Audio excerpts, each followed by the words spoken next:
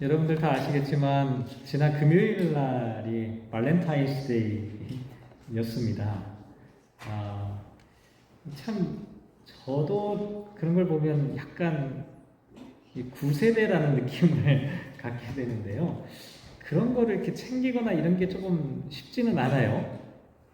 어쨌든 그날 오후에 제가 제 아내와 코스코에 시장을 보러 갔거든요.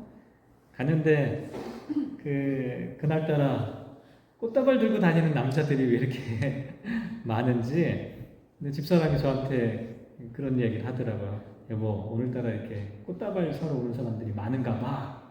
그게 무슨 뜻인지는 알죠, 제가. 그런데 뭐 아직도 저는 그런 게 조금 익숙하지는 않은 것 같아요. 그래서 그냥 돌아왔죠.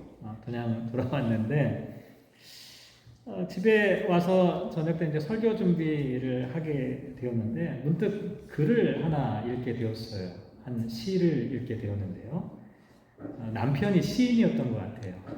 근데 그 남편이 전날 밤에 시를 써놓고 잔 거예요.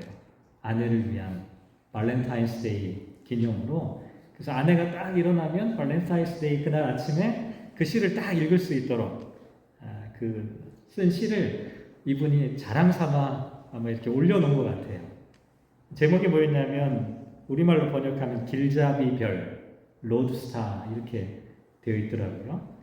그 시를 보면 아주 로맨틱합니다. 이렇게 되어 있어요. 제가 이제 한글로 번역해서 여러분에게 한번 들려드려볼게요. 때로 번잡한 방 건너편에 있는 당신을 보게 될 때 나는 마치 길잡이별을 응시하는 선원이 된 것 같습니다. 멀리서 눈부시게 빛나며 내 마음을 이끄는 노래처럼 아주 오랫동안 침묵의 바다에 떠 있는 나를 일깨우는 당신. 아름다움의 눈길을 빼앗기는 것처럼 당신의 빛은 내 영혼을 끌어당깁니다. 나의 길잡이별, 나의 북극성, 나의 사랑, 나의 진정한 나침반. 이 부분은 영어로 읽어드릴게요. Without you, I'm lost. With you, I'm home. 이게 닭살 돋는 그런 내용이기는 한데요. 제가 내년에 발렌타인스데이는 저도 이런 시를 하나 써가지고 아내에게 딱 보내주면 좋겠다.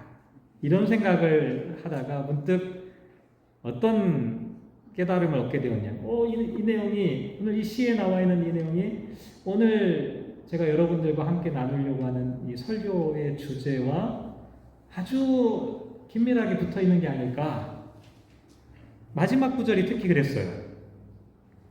Without you, I'm lost. With you, I'm home. 당신이 없으면 나는 길을 잃고 당신과 함께라면 나는 집에 있다. 어떤 사람이 행복한 사람일까를 잘 보여주는 그런 내용이었습니다. 이 you라고 하는 표현을 주님이라고 한번 생각해 보세요. 주님이 계시지 않는다면 우리는 길을 잃은 사람들이죠. 하지만 어떤 상황이더라도 주님과 함께라면 우리는 행복할 수 있다. 행복하다라는 뜻이죠.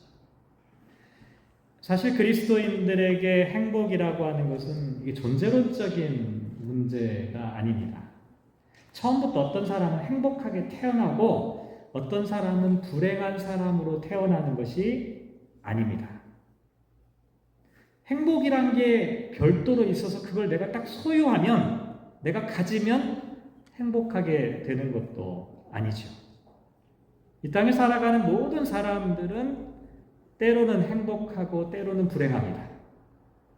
다시 말씀드리면 복과 저주라고 하는 것이 두 종류의 별개의 사람에게 주어지는 이야기가 아니라 바로 한 사람의 이야기라는 것이죠.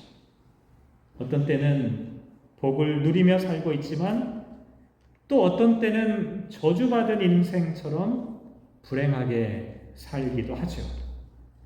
그래서 우리는 질문을 던질 수밖에 없습니다. 어떻게 하면 우리는 행복한 삶을 살아갈 수 있을까? 그리고 또한 그 행복을 지속적으로 누리면서 살아갈 수 있을까? 오늘 본문을 통해서 한번 이 참된 행복의 삶에 대해서 함께 고민해 보려고 합니다. 먼저 누가복음 6장 말씀을 보면 맨 첫머리에 등장하는 17절 말씀에 평지에 서시니 이렇게 표현되어 있습니다. 레벨 플레이스라고 평지 이렇게 표현해요. 왜 굳이 이걸 또 표현했을까가 좀 의아하기도 합니다. 그래서 이 설교 부분을 흔히 뭐라고 제목을 붙이냐면 평지 설교, 평지에서 하셨으니까. 비슷한 내용이 마태복음 5장부터 7장까지 나와 있는데 그 부분을 우리가 뭐라고 불러요?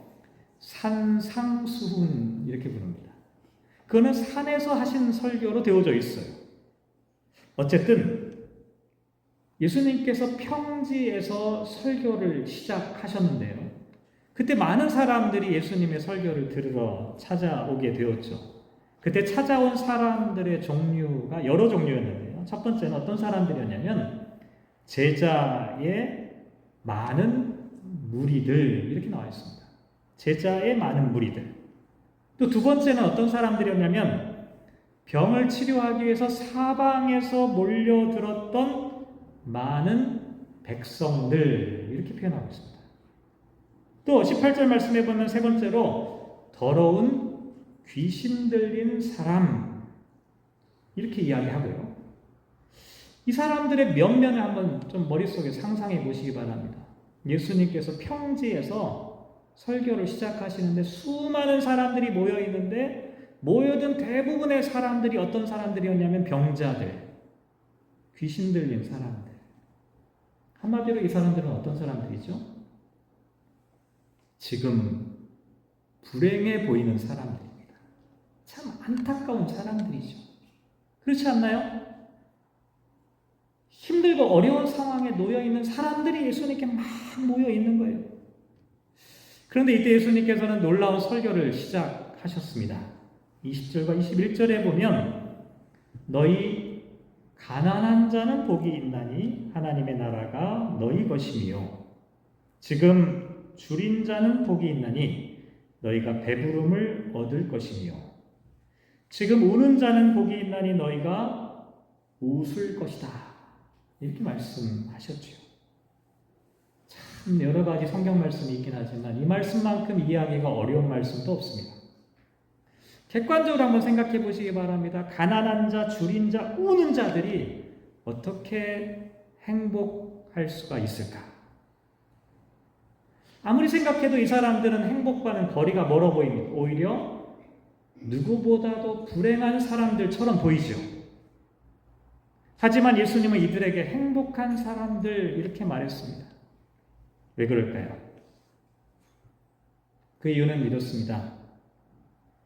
이 사람들, 겉으로는 가난하고 힘들고 불행한 것처럼 보이는 사람들이지만 이 사람들의 공통점은 뭐냐면 자신의 가난함을 깨닫고 주님께 나온 사람들이라는 것이죠.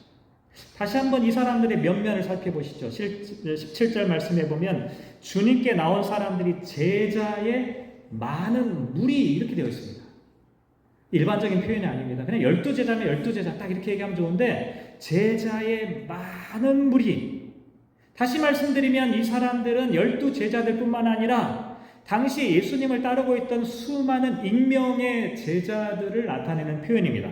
그런데 이 사람들이 예수님을 따랐던 그 이유는 뭐냐면 이 사람들은 굶주려 있었기 때문이었습니다. 특별히 뭐에 굶주려 있었냐면 참된 진리의 말씀을 듣기를 간절히 소망하는 그와 같은 사람들이었다는 것이죠. 이렇게 말씀에 굶주린 사람들이 예수님 주변에 수많은 제자의 무리들이었다라고 성경은 이야기하고 있죠. 또한 병고침을 받기 위해 사방에서 모여든 사람들이 있었다. 근데 그 표현 바로 앞에 뭐가 있는 줄 아십니까?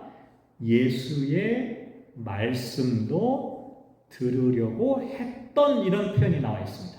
그런데 여러분 성경 자세히 보시면 거의 각주가 달려 있어요. 그 각주가 어떻게 표시되어 있냐면 예수의 말씀도 듣고라는 이 구절이 17절이 아니라 18절 앞에 붙어 있는 사본도 있다 이렇게 표현되어 있습니다. 무슨 얘기냐면 병 걸려서 예수님께 치료를 구하러 나왔던 사람들뿐만 아니라 더러운 귀신에게 고난받는 사람들도 역시 치유를 받기 위해 예수님께 나오긴 나왔지만 동시에 이들이 갈급하게 생각했던 건 뭐냐면 하나님의 말씀, 생명의 말씀을 함께 들으려고 했던 사람들. 근데 이들을 19절 말씀에 한번 다시 보시면 또 뭐라고 표현하고 있냐면 온 무리가, 예수님께 나왔던 온 무리가 예수를 만지려고 힘쓰니 이렇게 표현하고 있습니다. 조금 전에 설명드렸던 제자들, 병든 자들, 귀신 들린 사람들이 모두 예수님을 만지려고 했다. 이게 무슨 의미일까요? 마태복음 9장에 나와 있는 혈루증 여인의 표현하고 매우 흡사한 그와 같은 내용인데요. 이건 단순히 접촉이 아닙니다. 이 고대 근동 지역에서 이와 같은 이 접촉은 의사소통을 연결하는 매우 중요한 수단이었어요. 지금도 우리가 악수를 하잖아요. 사람들 만나면 악수하고 이게 접촉하는 그와 같은 모습인데 근데 이때 당시 사람들에게 이 접촉이라고 하는 것은 단순한 접촉으로만 끝나는 게 아니라 힘이 전달되어지는 경로로 사람들이 이해를 했다는 겁니다. 오늘 본문에 보면 뭐라고 나와 있냐면 능력이 예수께로부터 나와서 모든 사람을 낫게 하였다라고 기록하고 있습니다. 접촉을 했는데 이 접촉되어지는 순간 예수님의 능력이 그 사람들에게로 이동되어지고 전달되어졌다. 자, 한번 오늘 본문을 다시 한번 정리해서 생각해 보도록 합시다. 예수님께서 평지에서 설교하셨습니다. 설교 내용은 이렇죠. 가난한 자, 줄인 자, 우는 자가 복이 있다. 이 말씀은요, 가난해야 복을 받는다는 의미가 절대가 아니에요. 아니, 가난하면 절대로 복을 받을 수가 없죠. 그런데 그 의미는 뭐냐면 가난함과 질병과 귀신 들림에도 불구하고 이 사람들은 주님께 나왔기 때문에 복이 있다라고 말하는 것입니다. 왜냐하면 병든 사람이 예수님을 접촉하자 예수님의 능력이 병든 사람에게 이동하여 그의 병을 치유해 주셨습니다. 가난한 사람이 예수님을 접촉하자 예수님의 능력이 가난한 자의 빈곤함을 채워서 이 사람이 복 있는 사람이 되게 하셨던 겁니다. 줄인 자, 우는 자도 마찬가지입니다. 이들은 원래 복이 없는 사람들이었습니다. 그런데 그럼에도 불구하고 이들이 복이 있는 사람이 될 수 있었던 것은 자기들의 빈곤함을 간직한 채로 주님께 나와 주님과의 접촉을 통해 예수님이 채워주시는 그 부유함과 충만함을 경험할 수 있었기 때문이죠. 하지만 많은 사람들은 자신들의 이 가난한 빈곤함을 잘 깨닫지 못합니다. 왜 그러냐면 사람들로 하여금 자신의 빈곤함을 잊어버리게 하는, 망각하게 하는 속임수 혹은 내가 뭔가 많은 것을 가지고 있다고 착각하도록 만들기 때문입니다. 그래서 24절 말씀에 보면 예수님께서 또 뭐라고 말씀하셨냐면 화 있을진저 너희 부요한 자여 너희는 너희의 위로를 이미 받았도다. 25절 말씀에도 보면 화 있을진저 너희 지금 배부른 자여 너희는 주리리로다. 화 있을진저 너희 지금 웃는 자여 너희가 지금 애통하며 울리로다. 여기서 중요한 단어가 이미와 지금이라고 하는 단어입니다. 그런데 제가 설교를 준비하면서 헬라어 본문을 찾아보니까 분명히 지금이라는 헬라어 단어는 있어요. 근데 이미라고 하는 단어는 없더라고요. 참 이상하다는 생각이 들었어요. 왜냐하면 한글 성경은 이게 직역을 하는 성경이거든요. 그러니까 헬라어 본문을 그대로 번역하는 특성을 갖고 있는 성경인데 임이라는 단어가 없는데도 불구하고 이 단어를 넣은 거예요. 그 이유는 그 다음에 나와 있는 받았다라고 하는 뜻 때문에 그런데, 이 받았다라고 하는 것은 충분하다, 가득 차다라고 하는 뜻을 가지고 있습니다. 다시 말씀드리면 부유한 사람들은 더 이상 예수님과 접촉할 필요를 느끼지 못했는데, 왜냐하면 이들은 이미 자신들이 충분하다고 생각하고 있었기 때문에, 그러니 주님께 나아갈 필요성도, 주님을 접촉할 이유도 없었던 것이죠. 결국 저주받은 사람들은 겉으로는 축복받은 사람들처럼 보입니다.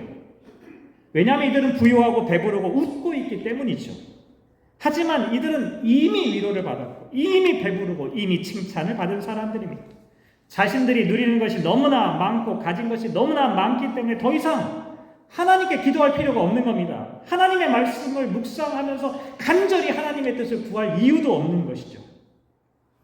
결국 이들은 부유한 빈곤함에 빠진 사람들이었습니다. 그래서 예수님께서 이들을 향해 너희들은 불행하고 저주를 받은 사람들이다, 이렇게 말씀하셨던 것이죠. 결국 행복이라는 게 무엇일까요? 행복한 사람에게 가장 중요한 것은 그 사람이 지금 부유하냐 가난하냐, 그게 중요하지 않습니다. 지금 그 사람이 하나님을 필요로 하는 사람이냐가 중요합니다. 그 사람이 지금 예수님과 접촉해서 예수님의 능력을 힘입기를 간절히 소망하고 있느냐라고 하는 것이 중요하다는 것이죠. 자신의 빈곤함을 깨닫고 자신의 가난함을 아는 사람만이 주님의 부유함을 통해 나의 빈곤함을 채우기를 원하기 때문이라는 것입니다. 똑같은 표현이 예레미야 본문에도 기록되어져 있지요. 예레미야 17장 7절에 보면 여호와를 의지하며 여호와를 의뢰하는 그 사람은 복을 받을 것이다. 여호와를 의지한다, 말 그대로 신뢰하고 믿는 거예요. 여호와를 의뢰한다, 우리말은 너무나 비슷하죠. 의지하는 거나 의뢰하는 거나. 근데 이 의뢰한다라고 하는 말은 뭐냐면 confidence입니다. 확신을 갖는 겁니다. 그리고 또한 소망과 희망을 거기에 두는 거죠. 말씀을 사모했던 제자들, 병자들, 귀신 들린 사람들 모두 예수님을 신뢰하고 의지하고 예수님에게 소망을 둔 사람들이었습니다. 그래서 예수님을 만지려고 했던 겁니다. 예레미야가 마찬가지입니다. 어떤 사람이 행복한 사람이냐? 하나님을 신뢰하고 하나님을 믿기에 하나님에 대하여 소망을 두는 사람, 이런 사람이 행복한 사람이다라고 말하고 있는 것이죠. 하지만 여기에도 정반대의 사람들이 있습니다. 예레미야 17장 5절 말씀에 보면 여호와께서 이와 같이 말씀하시니라. 무릇 사람을 믿으며 육신으로 그의 힘을 삼고 마음이 여호와에게서 떠난 그 사람은 저주를 받을 것이다. 저주를 받을 것이다. 어떤 사람이냐? 사람을 믿으며, 사람을 믿는다고 할 때 이 사람이라는 단어가 아담입니다. 아담은 먼지예요, 먼지. 그런데 이 먼지 같은 사람을 믿는다라는 것입니다. 육신으로 그의 힘을 삼는다. 육신이라고 하는 게 바사르라고 하는 히브리어로 되어 있는데, 이건 뭐냐면 하느님의 전능하신 능력과 대비되는 연약하고 보잘것없는 인간의 무능력을 나타내는다. 무능력한 인간의 그 육체를 신뢰한다는 거예요. 또 여호와께서 마음이 여호와에게서 떠난 그 사람, 여기 나와 있는 사람은 게베르라고 하는 단어로 되어 있습니다. 일반적으로 이 단어는 용사, 용맹한 사람을 나타낼 때 사용하는 단어이죠. 아이러니하죠. 마음이 하나님에게 떠났는데 스스로 뭐라고 생각하냐면 자기는 용사라고 착각하고 있는 겁니다. 이들이 왜 이렇게 된 걸까요? 왜냐하면 이 사람들은 현재의 부유함 때문에, 현재의 권력 때문에, 현재의 능력 때문에 더 이상 하나님이 필요 없었던 겁니다. 그러니까 먼지 같은 아담을 믿는 거예요. 인간의 연약한 무능력한 육신의 능력을 의지하는 겁니다. 스스로 용사라고 착각하며 살아가고 있는 것이죠. 이들이 왜 이렇게 된 것일까? 그 이유는 이들이 하나님과의 접촉이 단절되어 있기 때문이었습니다. 하나님과의 만남이 이들에게는 끊어져 있었기 때문이었죠. 하나님과의 접촉이 끊어진 인간, 하나님과 인간의 관계가 단절되는 겁니다. 뿐만 아니라 사람과 사람 사이의 관계도 끊어지고 사람과 자연의 관계조차도 깨어집니다. 심지어 자기 자신과의 관계도 깨어져서 인간이 제정신으로 살아갈 수가 없게 되는 겁니다. 그렇게 되면 인간은 갈등과 투쟁과 미움과 원함과 불행 가운데 살아갈 수밖에 없어요. 그래서 예레미야는 이들을 향해 저주받은 사람들 이렇게 말합니다. 그리고 이와 같은 사람들의 생생한 그 모습을 또한 이렇게 표현하고 있죠. 예레미야 17장 6절 말씀에 보면 그는 사막의 떨기나무 같아서 좋은 일이 오는 것을 보지 못하고 광야 간조한 곳 건건한 땅 사람이 살지 않는 땅에 살게 될 것이다.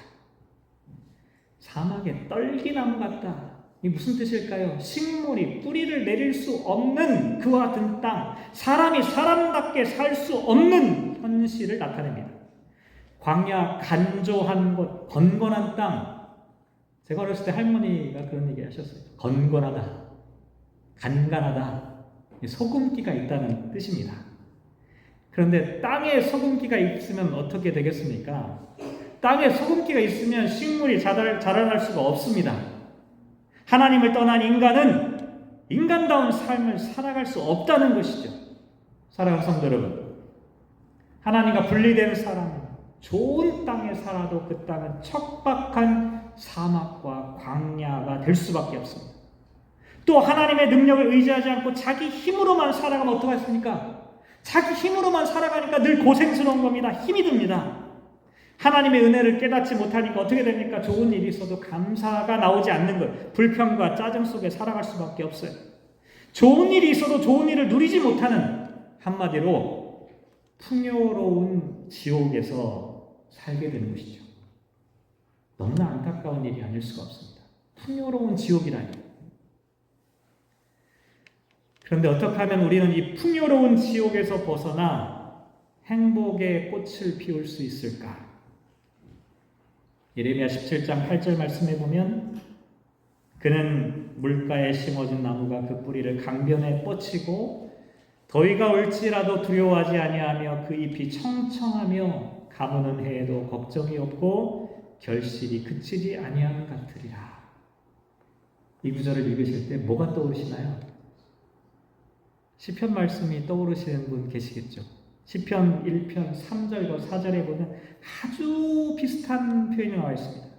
그는 시냇가에 심은 나무가 철을 따라 열매를 맺으며 그 잎사귀가 마르지 아니함 같으니 그가 하는 모든 일이 다 형통하리로다. 악인들은 그렇지 아니하며 오직 바람에 나는 겨와 같도다. 시냇가에 심겨진 나무처럼 뿌리를 강변에 뻗치고 있는 더위가 와고 가뭄이 와도 걱정과 염려가 없이 때가 되면 아름다운 열매를 맺고 살아가는 사람들, 행복한 사람들이죠. 이 사람들이 누굽니까? 누가복음에서 예수님께 나왔던 사람들이 왜 나왔습니까? 물론 병을 치유하려 왔지만 이들의 근본적인 목적은 말씀을 들으러 나왔던 것이었습니다. 마찬가지입니다. 행복한 사람들, 시편 1편 바로 앞에 2절 말씀에 보면 오직 여호와의 말씀을, 여호와의 율법을 즐거워하여 그의 율법을 주야로 묵상하는 자로다. 여호와의 율법의 말씀을 즐거워한다 보니까 이건 감정적인 상태를 나타냅니다. 그 말씀이 너무너무나 내 마음과 내 감정 가운데 주시는 은혜가 넘치는 그런 상황을 나타내죠. 주야로 묵상한다라고 하는 것은 이거보다는 좀 다르게 의지적인 모습을 나타냅니다. 더군다나 묵상한다라고 하는 이 표현은 속으로 생각한다는 얘기가 아닙니다. 소리 내어 읽는 겁니다. 주야로 묵상하는 것은 밤낮으로 성경을 읽어내려면 의지를 가져야 되는 것이죠. 다시 말씀드리면 행복한 사람은 하나님의 말씀을 기뻐하고 그 말씀을 읽어내기 위해 의지적으로 결단하고 애를 쓰는 사람. 왜 이런 사람이 행복하다고 말하는 것일까요? 왜냐하면 이 세상 어떤 사람도 처음부터 완성된 믿음을 갖고 있는 사람은 없기 때문입니다. 처음부터 완벽한 믿음을 갖고 시작한 사람은 없습니다. 하루하루 하나님의 말씀을 즐거워하고 그 말씀을 주야로 묵상하는 삶을 살아가는 그 과정, 조금씩 믿음이 성장해 가는 것이죠. 처음부터 완성된 행복을 선물로 받아서 누리는 사람도 없기 때문입니다. 하버드 대학 심리학과 교수였던 데니얼 길버트 교수가 했던 말 중에 이런 말이 있습니다. 우리는 흔히 이렇게 생각합니다. 한두 개의 큰 사건, 엄청난 사건이 우리의 삶을 엄청 바꾸어 놓을 것이라고 상상하지요. 하지만 행복이라고 하는 것은 수백 개의 조그마한 작은 사건들이 모여서 하나를 이루는 것이다. 복 있는 사람, 행복한 사람은 하루하루를 그렇게 살아가는 겁니다. 하루하루를 하나님의 말씀을 즐기는 겁니다. 하루하루를 하나님의 말씀을 묵상하며 살아가면서 날마다 조금씩 행복을 향해 나아가는 것이죠. 어찌 보면 미완성의 존재라고 할 수가 있습니다. 그래서 지금 비록 가난해도 우리는 복 있는 사람들입니다. 왜냐하면 참된 복이신 예수님을 향해 예수님의 채우심을 기대하며 주님께 나아가고 있기 때문입니다. 지금 슬픈 일이 있어도 울고 있어도 그 사람은 행복한 사람입니다. 왜냐하면 그 사람이 하나님의 위로를 기대하고 있기 때문입니다. 지금 굶주리는 사람들도 행복한 사람들입니다. 왜냐하면 주님께 접촉하여서 생명의 양식으로 채워주실 하나님을 날마다 묵상하며 살아가는 사람들이기 때문이죠. 세상에서 가장 행복한 사람은 누구일까? 알버트 슈바이처 박사가 했던 이야기 가운데 가장 행복한 사람으로 찬양받을 만한 분은 가장 많은 이들을 행복하게 해준 예수 그리스도다. 예수님은 처음부터 끝까지 하나님을 바라보면서 살아가셨고 처음부터 끝까지 사람들을 구원하는 삶을 살아가셨고 끝까지 십자가에서 사랑하셨습니다. 하나님의 품을 그리워하며 살아가셨죠. 겉으로 볼 때 그의 십자가의 죽음은 비참한 죽음처럼 보이지만 그는 가장 행복을 누리는 사람이었습니다. 사랑하는 성도 여러분, 여러분은 지금 지옥에서 살고 계십니까? 아니면 여러분은 지금 천국에서 살고 계십니까?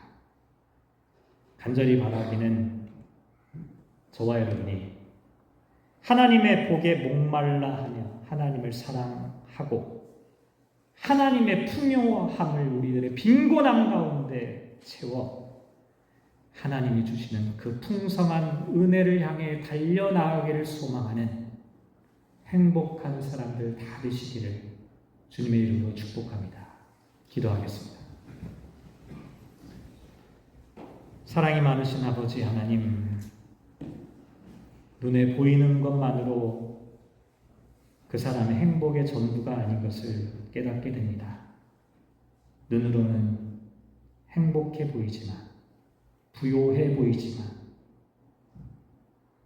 하나님과의 관계 단절로 누구보다도 힘들고 고통스러운 지옥 같은 삶을 살아가는 사람이 있는가 하면 겉으로는 힘들고 어려운 상황에 놓여 있지만 병들어 있지만 주님을 향해 손을 뻗어 주님을 만지려는 간절한 사모하는 마음으로 살아가는 행복한 사람이 있습니다.